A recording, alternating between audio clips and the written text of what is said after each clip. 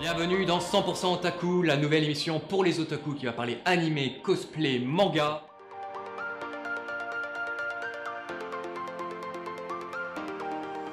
Et avant de commencer cette émission, Ghislain, peux-tu nous parler de l'Extra Life Café? Et on commence tout de suite avec quelques news. Le steampunk gagnerait à ne pas se limiter seulement aux reconstitutions historiques dans les confréries de steampunk. Ça ne sert à rien de photographier une belle blonde si la belle blonde ne raconte rien. C'était à la JE 2011.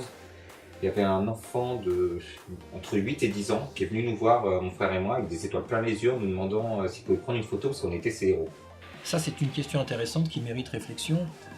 J'ai touché un petit peu à tous les genres, on va dire. J'ai fait pas mal de cosplay de jeux vidéo, de League of Legends, comme je l'ai dit. J'ai fait également un peu de Guild Wars 2. Moi, le prochain cosplay que je vais faire, c'est Sally de Monsieur Jack. Le steampunk peut englober d'autres genres différents comme le burlesque, comme le style Lolita, mais aussi le fétiche. De toute façon, dans un cosplay, on achètera toujours la chaussure. J'ai noté un mot, je pense qu'il va hérisser les cosplayers. Écoute, malheureusement, non, je connais pas encore le cosplay. Non. Pour moi, le déguisement, c'est Halloween. N'importe qui peut mettre des cornes, une tenue rouge et aller dire des bonbons ou des farces. Donc en voyant cela, est-ce que vous pourriez par exemple faire du cosplay? Vous seriez intéressé? Oh, c'est pas trop mon genre, mais si c'est une cause vraiment sympathique, pourquoi pas?